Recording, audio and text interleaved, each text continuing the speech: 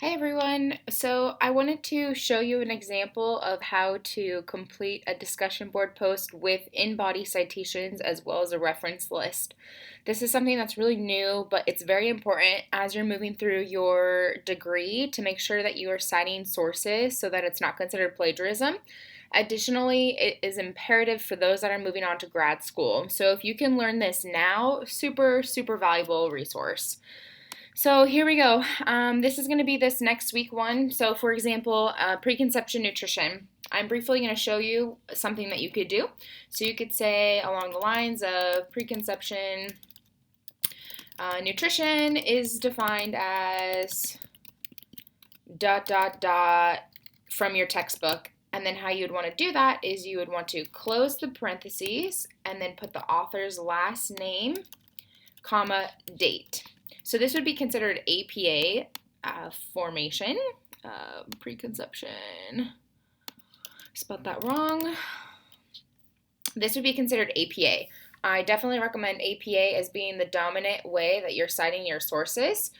So I can link a couple of resources in the modules as well. So preconception nutrition is defined as blank.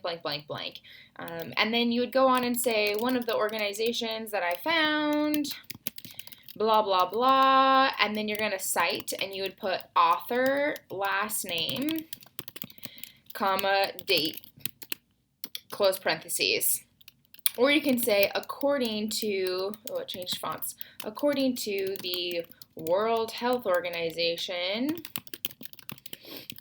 So World Health Organization, you would put the date that you got that information.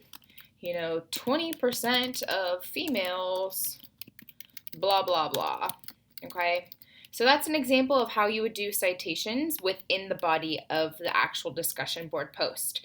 Now, if it's not common knowledge, then you're going to want to make sure that you're citing your source. Very important that you're using your textbook as a citation as well, because this is showing that you actually read your text.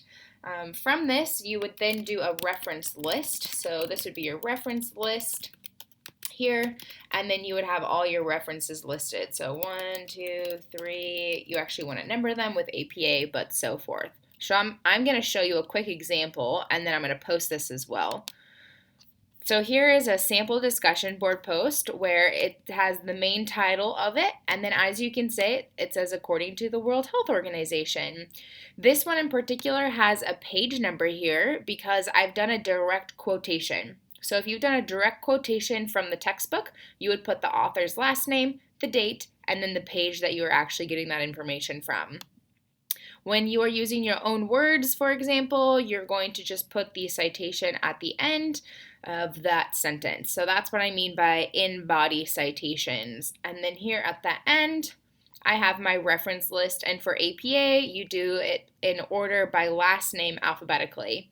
I'm going to post some resources for you, but the expectation from here on is this right here, where you're doing in-body citations as well as getting a reference list for post, unless it is only opinion-based. So if it's just a reflection paper, tell me how you feel, what do you think, then there's no references being required. However, most of the discussions are linked back to your textbook, so I do want you to at least be citing your textbook and then cite additional resources that you're bringing in.